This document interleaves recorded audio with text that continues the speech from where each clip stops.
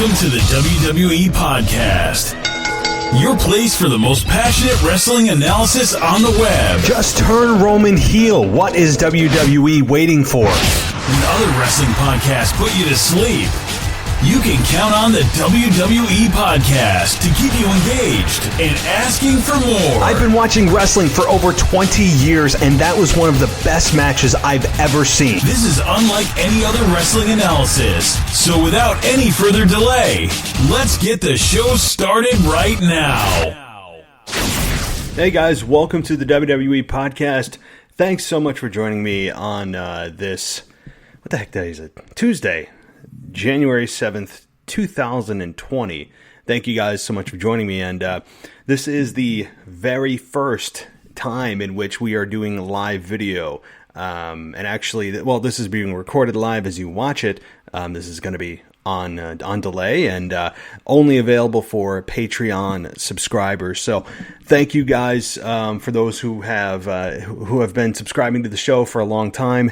Thank you very much. And for those of you that are brand new, welcome.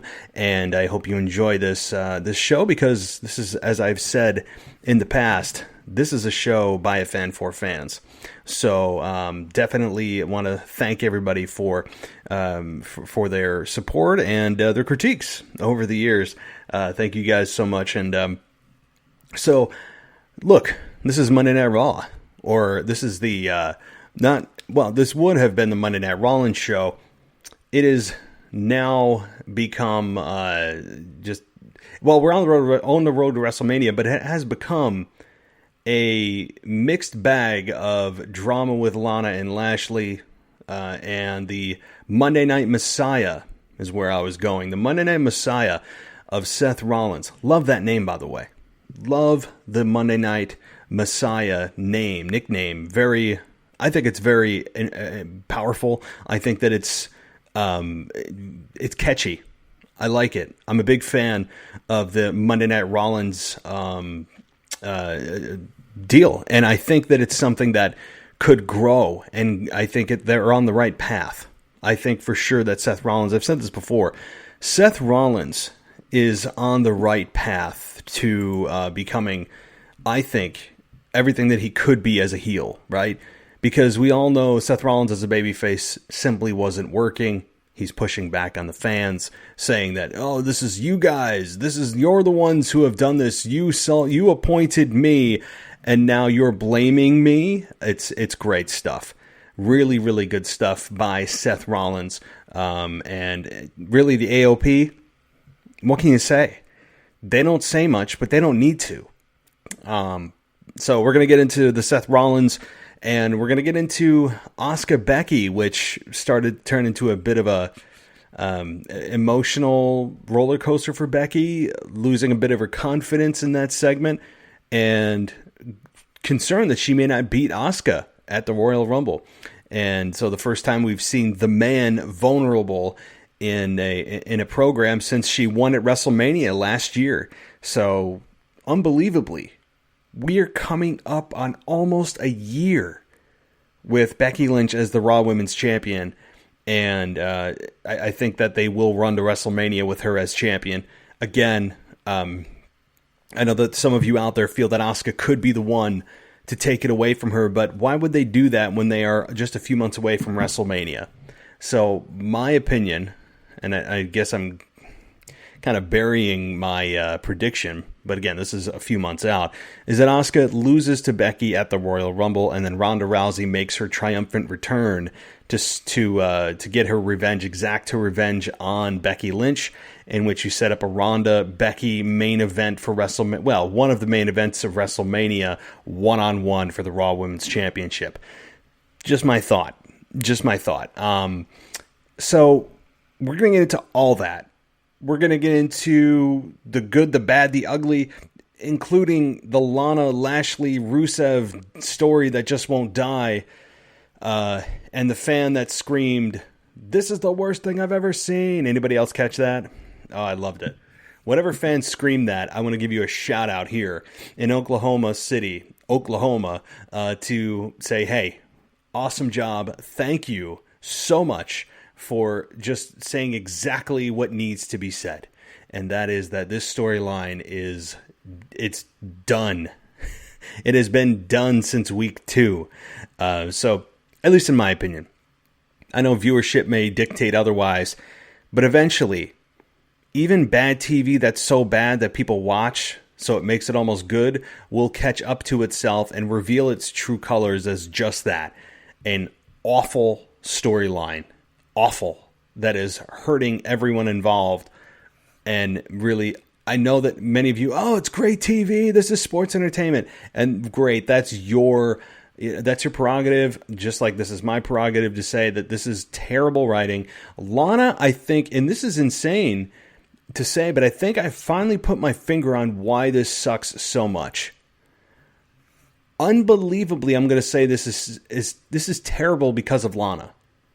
And I know that she's been getting a ton of actual hate in Twitter, on social media, actual hate. That's not my message. That's not what I'm actually trying to convey. I don't believe that. I don't actually hate Lana, right? So let's first just delineate that, because I know Lana has truly been getting hate messages and actual death threats and stuff like that. It's just nonsensical garbage. But what I'm saying is Lana's performances on the mic have been god-awful. And god-awful since day one. And I don't want to hear that, it's designed to be bad. No. Because she's stumbling over words. She's not... What's the word? She's not very eloquent. She's not very well-spoken. She's kind of all over the place.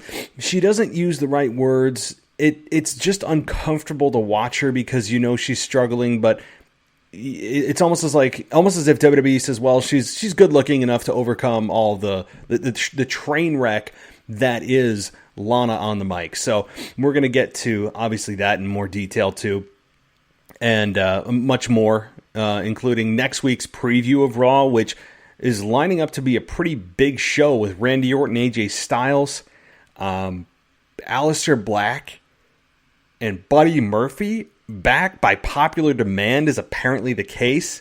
That's next week on Monday Night Raw. Oh, and I didn't even mention that Brock Lesnar is actually going to enter the Royal Rumble and win the Royal Rumble. What does that mean? Yeah, I'm going to get into those possibilities as well if he wins the Royal Rumble, which, spoiler alert, I don't think he will. So, guys... So we're going to get into all of that. I've got so much more to talk about, including giving you guys a bit of a preview of the Rumble as I start to see it come into focus now, just 2.5 weeks away. I'm really starting to see this thing light up. And it's becoming clearer, I think, where they're going. So we're going to get into all of those things and so much more. But I just want to take a pause for the sponsor of the show, and then we will be back on the other side. And again, guys, those on video, it's just going to be a minute break because you don't have to listen to the ad, because guess what? You have an ad-free experience on patreon.com/WWE podcast. So this is just going to be kind of a minute of hey, me chilling out. But on the other side, we're going to get to all of the content of WWE Raw and so much more. So stay right here. Peace, prosperity, needs family. The Kilimanjaro Tribe app is about residual income, network and referral marketing, you promoting your service and content to the app, and sharing it. For every 100 people that you sign up to the app, you get 80% of the earnings. At $10 per person every month, that means that you get $800 per month, minus Stripe service fees used for payments. No followers. Create your own group of motivated paying members to build a community that participates and unifies under spiritual, physical, mental, and economic growth. For every 100 people that you sign up to the app, you get 80% of the earnings. At $10 per person every month, that means that you get $800 per month, minus Stripe service fees used for payments. Start earning income after the 21st person that you sign up to the app. Must be a registered active company with a blog or podcast linked to your company. Every person that you get to sign up has the same opportunity to become a contractor and earn residual income just like you after 30 days. January 24th, download the app, pay your $10 membership fee, and start turning those $10 referrals into a nice monthly income to invest in your business. This message was sponsored by the We the Future movement. All right, guys, welcome back. Thank you for staying with me. And so let's just get into something that what really bothered me from Raw. And it's not so much a rant as like, what the hell's going on? And I tweeted this out immediately following the Andrade Rey Mysterio match. And I would say that this is probably just a simple miscommunication, and the referee was trying to make sure that the planned finish went into effect and was executed. And that was Andrade and Rey Mysterio at the end of the match, which, by the way, they had an amazing match. They always do. I could watch these guys for forever. I mean, they are just they gel extremely well. As Aleister Black and Buddy Murphy do, right? You could just watch them forever. So they had, I think, a stellar match up until the last minute or two, with Rey Mysterio being accidentally launched into Zelina Vega on the outside. And you have Andrade. Number one, Andrade did it because Andrade was on the shoulders of, or Rey Mysterio was on the shoulders of Andrade. And Andrade launched him into her. And then Rey Mysterio was like, oh my God, I have a wife, I have kids. And by the way, let's not forget, that's the woman that just cost you the championship a few minutes earlier by putting Andrade's leg on the rope. Yeah, let's not forget that. But Rey Mysterio gets all bent out of shape. They come in the ring, and Andrade first goes for the hammerlock DDT. And the referee breaks it up. And I'm thinking to myself, why the hell is the referee breaking it up? Doesn't make any sense. Why is the referee breaking up this the maneuver unless Rey Mysterio is truly injured? And he wasn't. Rey Mysterio just needed to go back out to act more concerned so that he can come back in, and then the reason he loses is because he's distracted by what happened to Zelina. You know, the woman that ended up costing him the championship. I know that the idea is that Rey Mysterio is the good guy, and that we're all that he feels sympathy for hurting a woman, right? Because God forbid there's any male on female contact in WWE. I mean, it just is prohibited. No matter how many times a woman screws over the man, or physically attacks a man, or slaps him, or kicks him in the nuts, or does whatever, the man just can't retaliate, which is total lunacy in my eyes, especially in the world of professional wrestling. You know, the environment that isn't real, right? But they have sponsors, and they have people that they have a younger audience, and we don't want to make sure that people don't think we're promoting domestic violence. It's a bunch of horse you know what, right? I mean, that is a whole show and a whole rant that I've been on way too many times, so I'm going to stop there. But again, Rey Mysterio looking like a fool, and then gets his mask ripped away, and Andrade claims that he has basically dethroned and humiliated Rey Mysterio. So this program's not over, right?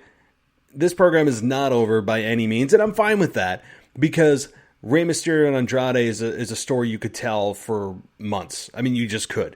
And so I also like the fact that they aren't splitting Zelina and Andrade. And you could say, oh, well, they showed cracks of it a few weeks ago, and yeah, they did, and I think they decided not to, and they went the other way. I think that may have been the plan, and then once they decided to put the United States Championship on him, they said, hey, he's gonna need a manager. He's gonna need somebody to make sure he continues to win. As a heel, you have to have help. And not all the time, but in this case, I think Zelina and Andrade work so damn well together that it just wouldn't make sense for them to split them. But nonetheless, Rey Mysterio loses as expected. Andrade retains the championship.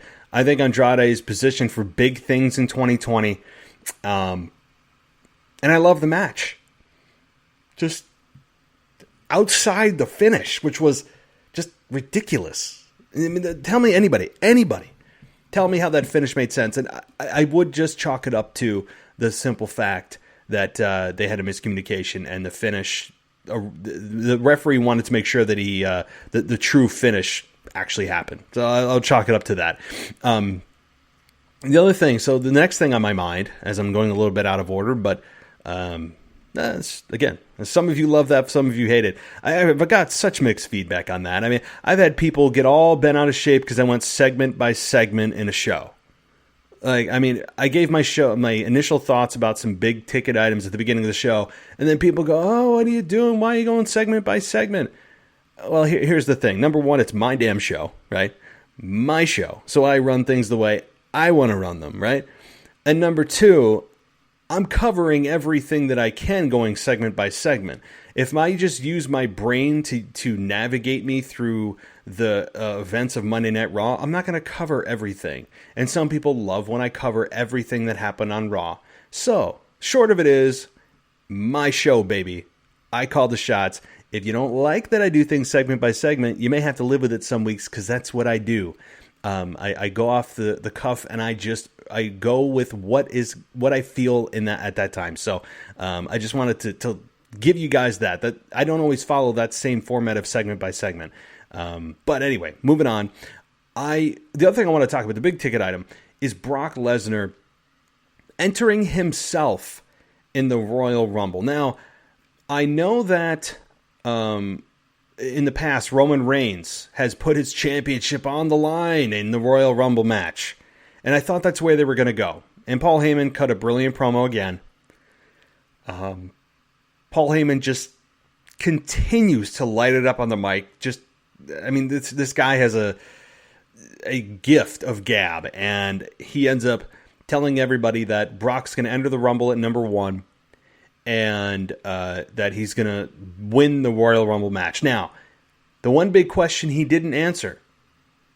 What happens when he wins? Again, if this plan happens, and if this is your plan, what happens when Brock wins the Royal Rumble?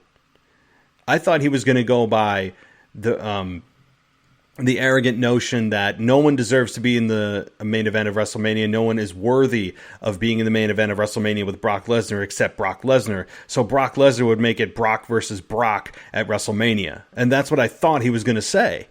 But my assumption would be that you have Brock versus The Fiend, because that would be the other championship that he could go after, the top belt. I highly, highly doubt that that's how they're going to go.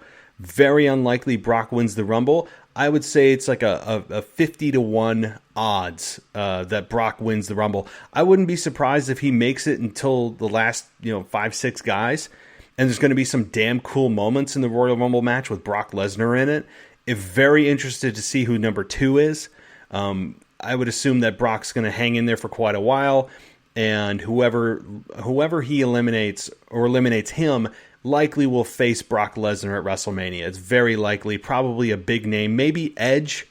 I don't know. Edge is rumored to be coming back. It's no secret. It's the worst kept secret in WWE right now that Edge is apparently training to come back.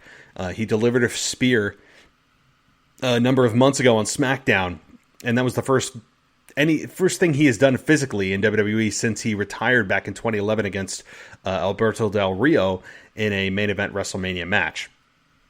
So my assumption is, could it be Edge? I don't know if you want all those Germans on Edge, and I don't even know how you would get that to be Edge versus Brock. I'm really going off the cuff here. I'm just trying to think of how this plays out with Brock in the Rumble. I don't think any of us expected Brock Lesnar to be in the Royal Rumble match, and that's not a bad thing. I don't think that's a bad thing by any means. I think it's intriguing as hell with so many big names in there, and immediately who's going to be number 1. This whole Royal Rumble match is shaping up to be intriguing as hell because you have potential returns. Edge being number 1. The everlasting rumor of CM Punk making his return in the Royal Rumble match, which I think is highly unlikely, but not in the realm of impossibility, right? So you have that. You have Roman Reigns entering. And that doesn't exclude guys that are in any other match on the show. I've said this before. I said this on the show with Mary last week, is that, hey, don't count out people that are already in matches. Don't count them out. They're not excluded from the Royal Rumble match. But by the way, how do you get in the Royal Rumble match? Are there qualifications? Do you have to have a certain resume, a certain win-loss record? Do you have to have? Should you have held a championship in the past? Do you have to be tenured in WWE? Do you have to ask management? Nope, none of that. The only thing you have to do, the only method to get into the Royal Rumble match, is simply to declare it. You just declare it. That's it. You just say it, and you're in. It's silly. And I understand Brock is a shoo-in, and he's deserving, and he's the most decorated athlete in WWE, as, I don't know, somebody said, Vic Joseph or somebody on Raw. Might have even been Jerry. I said that Brock Lesnar is the most decorated athlete in WWE history. Really? Beyond Undertaker, Austin, Rock, Triple H. I wouldn't go that far. Nonetheless, I guess these little things get to me. But again, all you have to do is declare it. If any of you have seen The Office, it was when Michael Scott went broke and stood in the office and said, "I declare bankruptcy," and he thought that was how you declare bankruptcy. It felt a little like that. Royal Rumble season always feels like that. It just feels like Michael Scott standing in a room saying he declares things, and you just say it, and then you are, right. I guess that's just how it is. And it's I know that you can't have a tournament, you can't have a championship or a match for every spot in the Rumble. I understand that, but maybe you have a battle royal of sorts where the last 5 guys standing are. You could do it in mass or qualified for the Royal Rumble match. There have been Royal Rumble qualifier matches in the past. It's a thing. It's happened, just like King of the Ring, right? And I don't want to see, again, the logic of WWE sometimes is a little bit backwards. Attack a champion and you get a championship match. Declare that you just say that you're in a match and you're in a match. I don't know. And all you have to do, by the way, if you're not in the Rumble match, here's a simple strategy for y'all. Just kind of hide in guerrilla. Attack that person from behind. And then just take their spot. That's it. Yeah, that's all you do. It's fairly simple. It's really simple to win the Royal Rumble. You know how you win the Royal Rumble? If common sense actually was a thing, you would wait till number 30. You would wait for them to come out. You attack them from behind, take them out. So that means you instantaneously earn their spot. And then you just kind of hang out the ring. You can hide under the ring. You can hang outside the ring. Just wait for everybody else to eliminate one another. And then it's just down to you and one other person. That's all you do. That way you get a 50-50 shot. That is how you win the Royal Rumble every single time, foolproof. Yeah. I know I just took all the fun out of the Royal Rumble match for everyone. But when you apply common sense to this match, just as if you applied common sense to a ladder match, right, where guys suddenly can't climb a ladder even though they're world-class athletes. They can't get up that ladder to get the championship. Or cage matches when they open the door and suddenly they're, it's like they're in quicksand or mud and they can't move their feet to just simply walk out a door.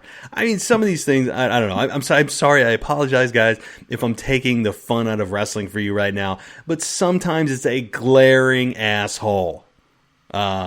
Ooh, that was an interesting combination of words. I didn't mean it like that. It's a glaring hole. How about that? I didn't mean it in a cuss word.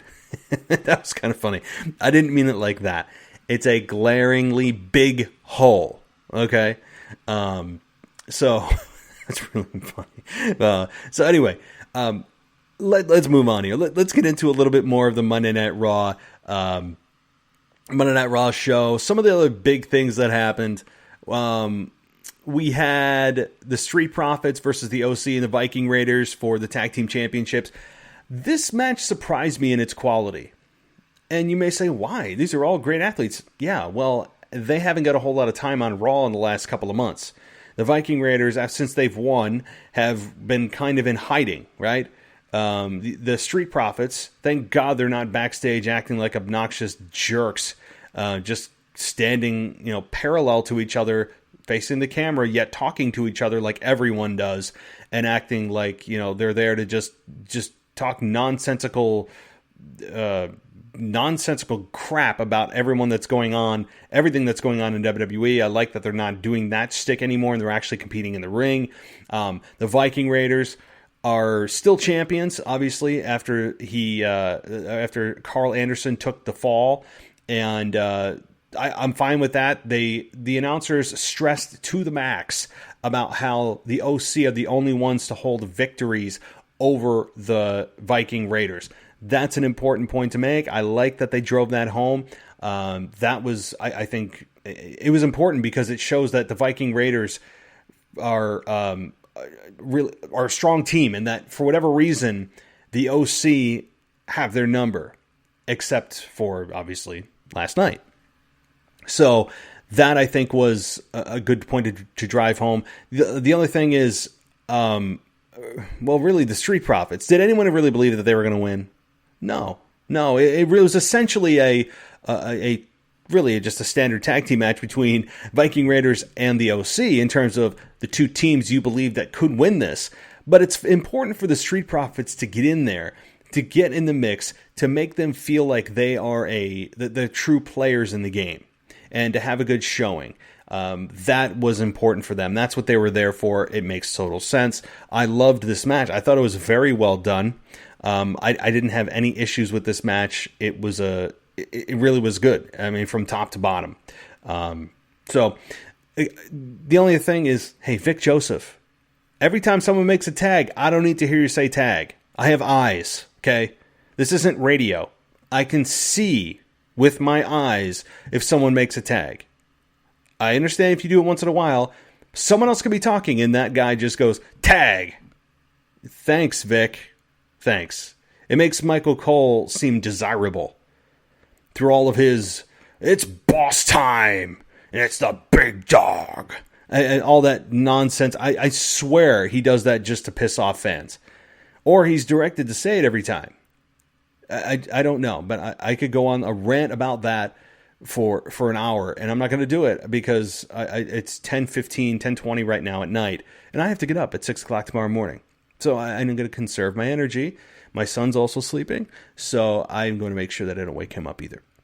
All right. Certain things are worth yelling. That is not, because I have yelled about it to the nth degree. All right. Eric Rowan also won a match, by the way. Eric Rowan versus KJ Orso. I think that's how I said his name, right? He had the cage again.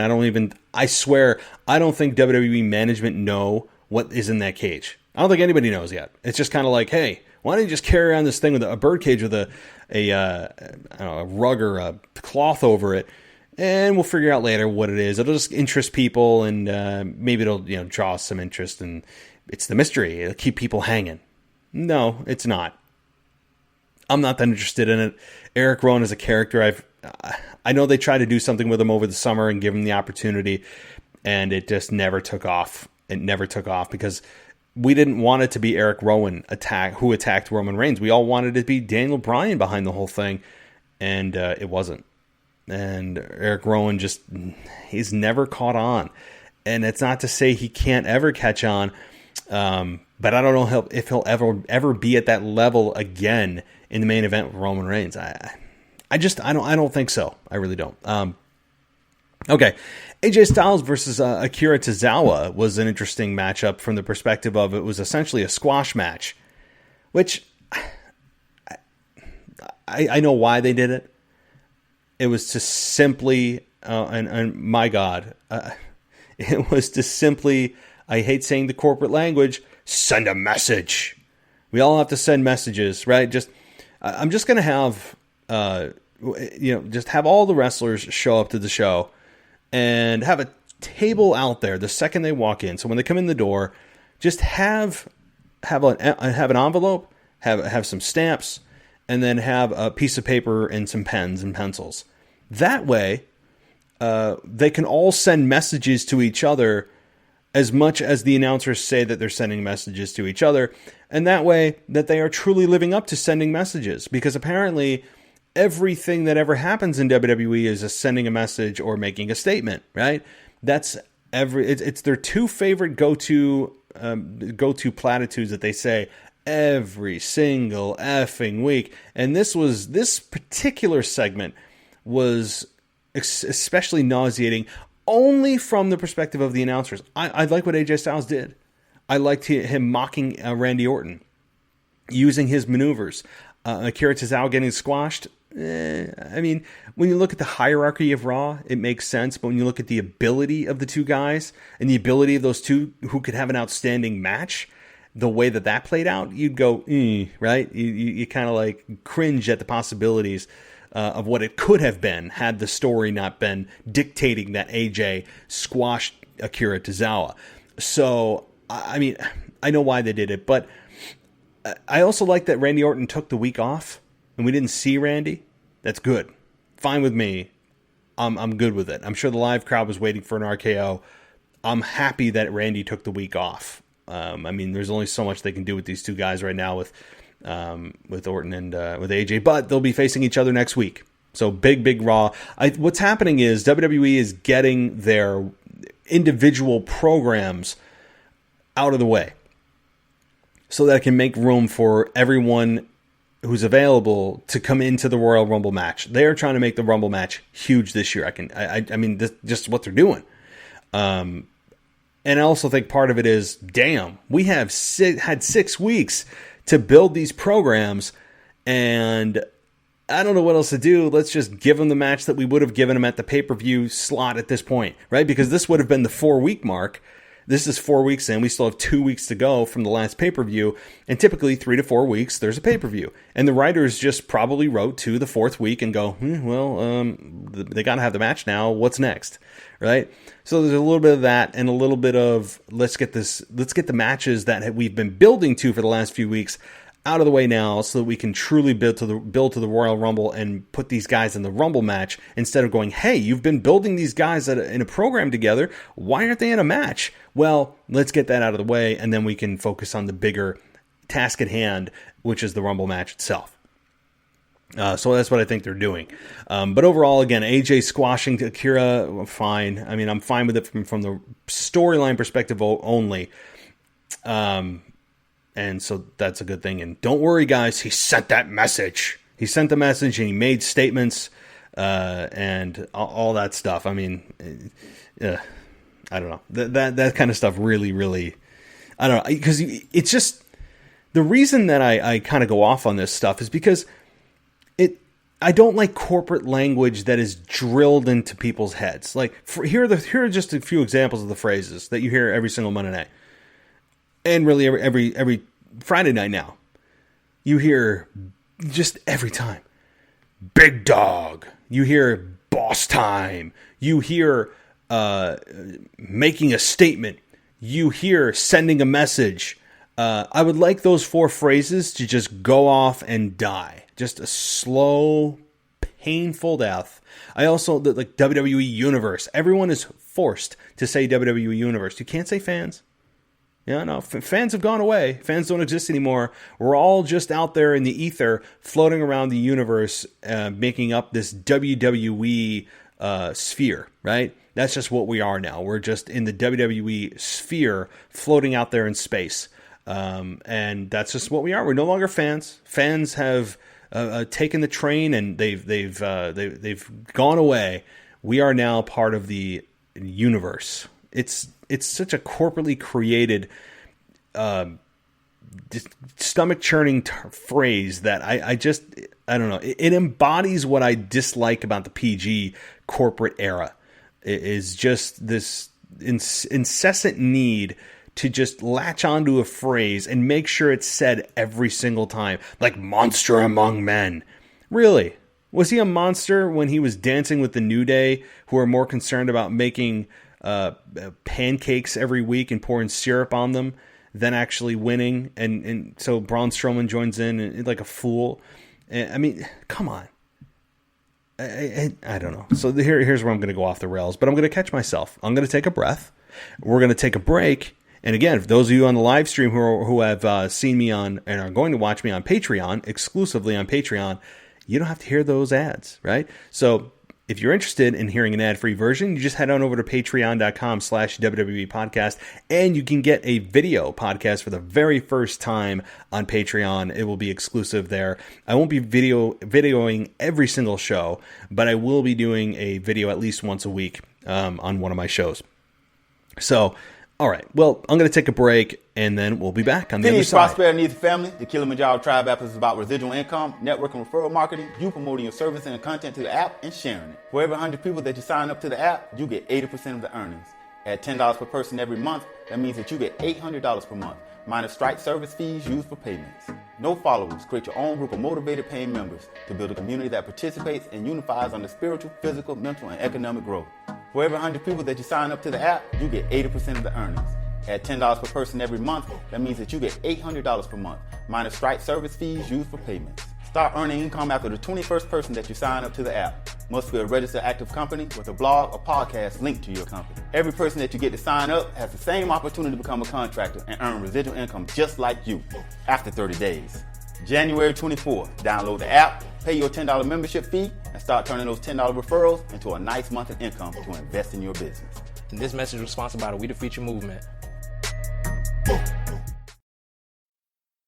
All right, welcome back. And let's continue with the Monday Night Raw review. But before I do, I want to let you guys know about the schedule remaining for this week. Tomorrow, Ashley joins me, and I know that you guys have been looking forward to that. So she will be with me tomorrow night as we have our wrestling discussion. And I don't even know where it's going to go. You know, normally I have a wrestling nostalgia on Wednesday. Maybe we'll do a little nostalgia. Maybe we'll talk about what's going on now. We'll see. We'll see. It's always a great conversation with her, so I'm going to leave it up to fate to decide. And then Thursday, of course, is your AEW Dynamite Aftershock review with Zach Perez. And then on Friday will be your NXT review, and that'll be coming to you from Chris with our WWE podcast team. If you guys, and then Saturday will be your regularly scheduled program with a co-host talking about WWE Week in Review. A couple of notes here. If you are interested in producing a podcast under this feed, send me a DM at the WWE Podcast on Twitter, or you can email me at realwwepodcast@gmail.com. And what I'm looking to find is someone with previous audio experience, somebody that loves wrestling, gotta love wrestling, otherwise why do it, and is available to do a show once a week. Their own show, they can do their own intro, they can run it how they want to run it. Maybe it's just an alternative perspective on the product. I know we cover all bases in terms of every promotion, and we have a nostalgia segment, all that. But maybe you want to do your own nostalgia segment. Maybe you want to or give an alternate perspective on the show this week, or bring up points I didn't bring up.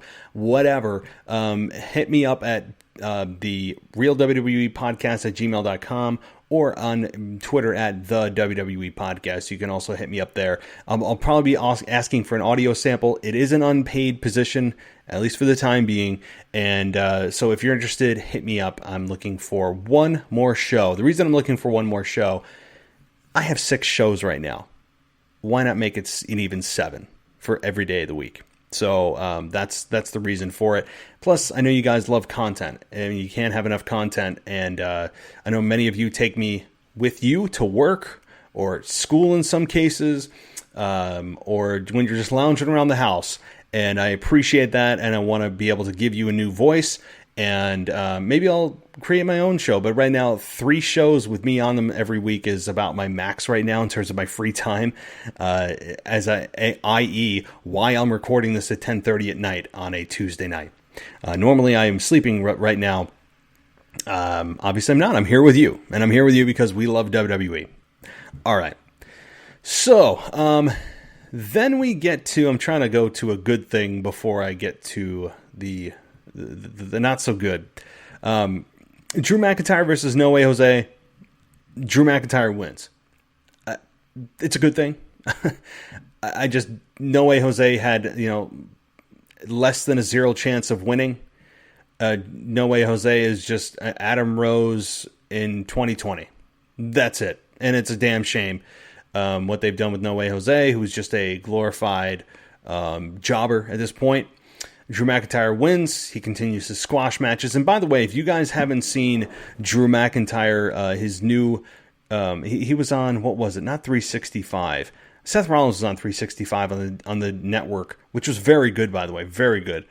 Drew McIntyre has his own... It's only like a 15-minute show on the WWE Network. I'm going to try to pull it up on my phone here. Those of you on video here, bear with me as I know I'm looking at my phone.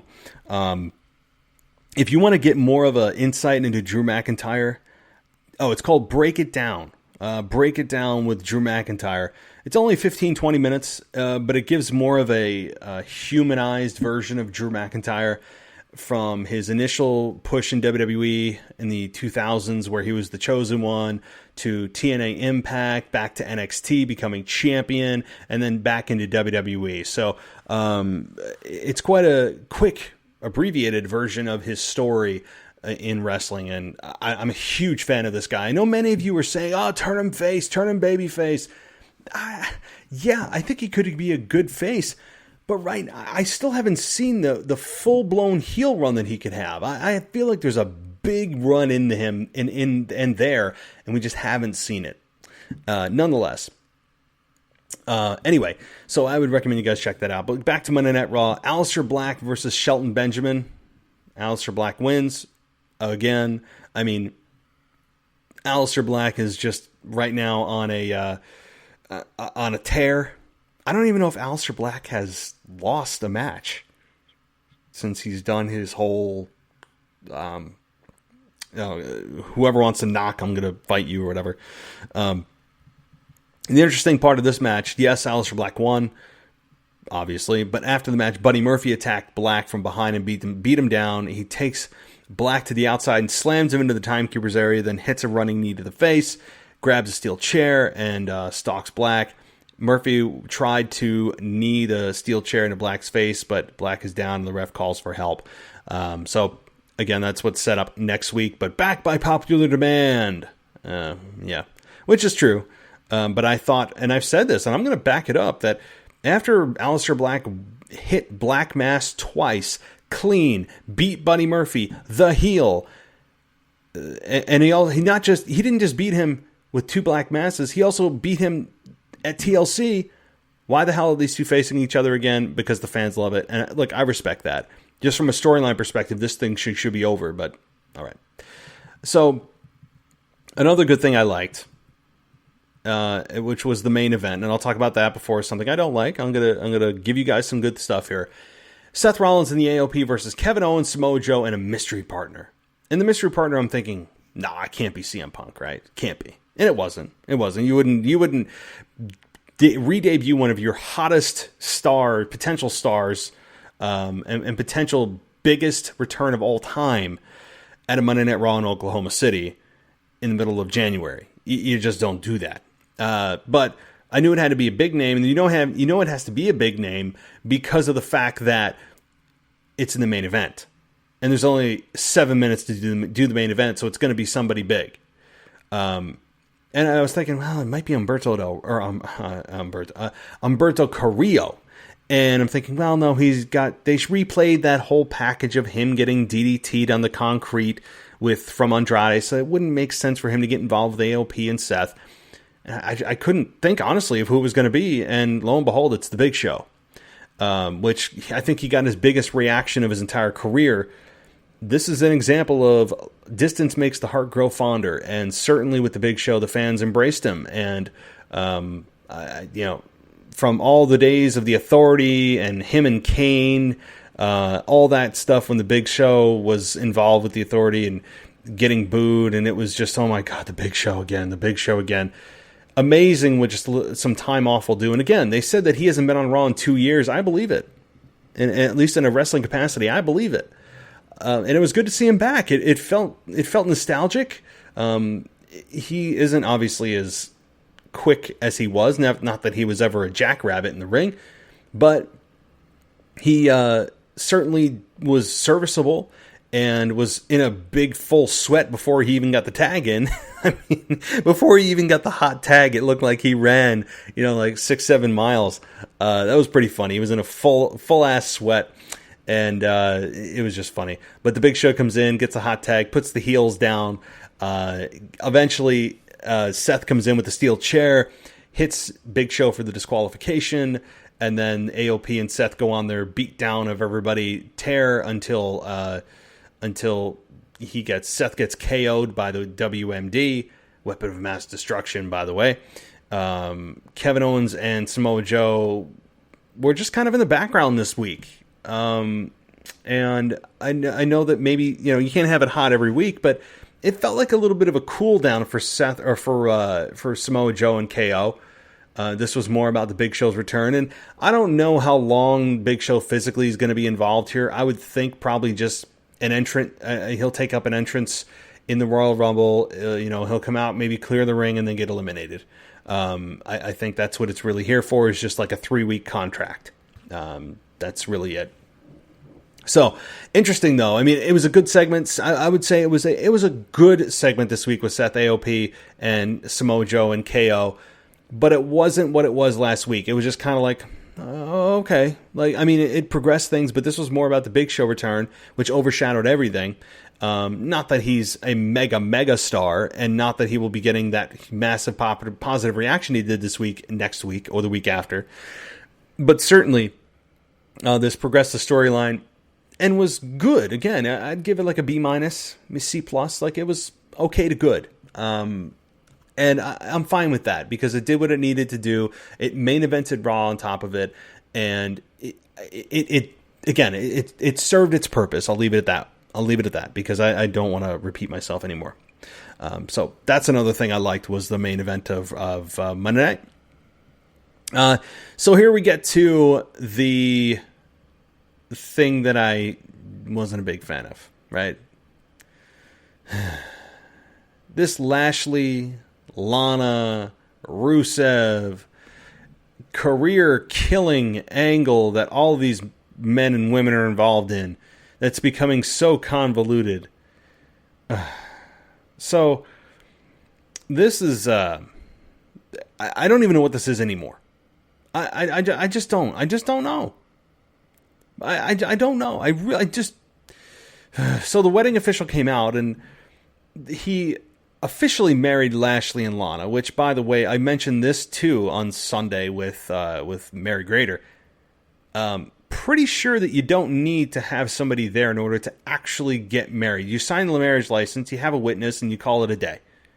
So why would they risk somebody else coming out to interrupt if that ceremony is truly dependent on its completion to be married? Why would you risk going out there for more drama instead of just doing it privately if you truly wanted to get married? Again, I shouldn't apply this common sense as I did at the beginning of the show, but common sense sometimes just overshadows all the illogical things that happen. Anyway, so Lana comes out and does her usual weird choice of words and her uncomfortable promo, and screaming. And then you have Rusev appear on the screen saying he's at the beach, which I don't know if they were truly trying to make us feel like he was at the beach. It was clearly a green screen. I would hope WWE isn't trying to truly make us feel that Rusev was at the beach. Okay, please.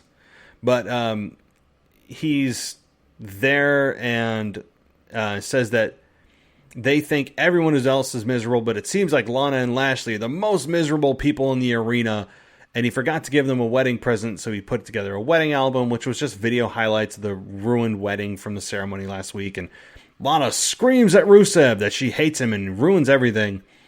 It's terrible. Lana is terrible on the mic. She is responsible for a lot of why I don't like this. I don't care how good looking she is or how nice her body and her curves fit into the latest tight dress or whatever, or the whatever push-up bra she's wearing.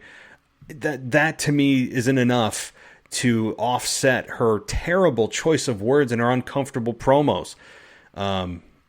So anyway, Moving on as with this segment here, Lana screams, and again, Lashley tells Lana to shut up.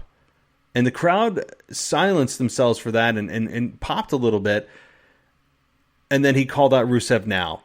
Lashley says if Rusev has any balls, he should show up to Raw next week so Lashley can rip them off and shove them down his throat. And that Rusev says he will return next week, but he will be doing the unspeakable things to Lashley. So they're going to go in and have a match, I guess. And how in the hell can I forget this? Next week, we are having a fist fight with Seth Rollins, AOP, KO, Samoa Joe, and assumingly the Big Show. It's a fist fight. You know, as opposed to the other just traditional chain wrestling matches, we're going to have a good old-fashioned fist fight. What in the hell could that possibly... I'm scared. I mean... I don't know. I don't even know what to make of that. I know I'm prejudging it before it's actually executed. I get it. Really? That's what we're going with now? A fist fight? Oh boy. I'm nervous. I mean, there's a fist in every single match. Every single wrestling match since about 2000, there has been an actual fist. Again, we're not actually throwing true fists. I get it. I'm talking about since the perception that people are punching each other in wrestling matches was a thing, there has not been a break from that. So, I don't know what this fist fight could mean. I have no idea. The Becky Asuka segment, I thought was good as well. It served its purpose, I think. Interesting choice of an outfit for Becky in that yellow jumpsuit she was in or whatever. I mean, I'm not dissing it. It was just interesting, and it certainly stood out to me.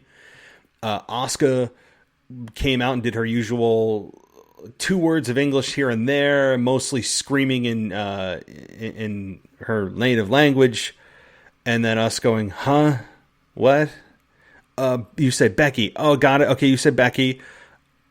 And then, oh, wait, I got the word you. I don't know what the hell you're saying anymore. And then Becky just lays her out with a punch and leaves. I'm looking forward to this match. That's not what I'm really looking forward. This could be a show stealer. I really think that these two have that good of chemistry. They have the history, and I think they have the ability to do it. So I'm really looking forward to this match at the Royal Rumble for the Raw Women's Championship. That's not the problem. So I'll praise them on that. As terrible as Asuka's promo abilities are, they will make up for it. She will make up for it in her in-ring ability at the Royal Rumble. So why continue to run Asuka out there? Is the idea that she's a heel and it's obnoxious that she's speaking in her language and that we're supposed to dislike her because of that? Well, wouldn't we dislike Rey Mysterio, who does the same damn thing? I mean, Rey Mysterio does it on a weekly basis. And sometimes after he speaks in Spanish, he'll translate whatever he just said into English. Although he really didn't this week. It's obnoxious when they do that. I mean, who do they think the majority of their fans watching are, right? United States English-speaking citizens. That's just a fact. But we have Asuka come out there, and if the idea is to make her heel doing that, well, she did that as a babyface, and it was super obnoxious, and just it was annoying to the point of learn some effing English. And I don't mean that in you should learn our language or leave the country. No, I'm not talking about that. I'm talking about if you want to build your brand and be a successful pro wrestler and market yourself, wouldn't you want to learn the language better? I mean, it just makes money sense. I really don't know her extent of the English language, but it can't be very vast. It can't be large. Her English language is just... I don't get it. I don't get it. If I was in... I don't know. If I was in Italy, right? And I live there. I am... a pro wrestler in Italy, and they have a massive promotion, and I know that 90% of the people watching understand Italian, but I still speak English, and people don't know what the hell I'm talking about. shouldn't I just learn the language a bit and be able to communicate with the people that are watching me? Instead of just relying on, well, it's okay, you can speak in your native language. You're a heel, it'll piss them off that you think you're better than them by speaking in your language, and they're annoyed that they can't understand what you're saying, and they feel stupid because they don't know your language. No. That's a lazy analysis. That's lazy thinking.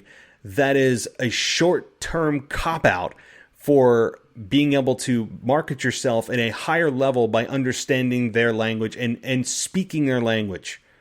So I'm tired of it. I'm tired of the old adage of, they're the foreigner, they're the evil foreigner, they're speaking. No. Stupid. I don't care if you do it and then maybe have a great English promo beyond it. Like, again, Rey Mysterio does this in most cases, speaks in his language and then speaks in English and basically translates what he just said.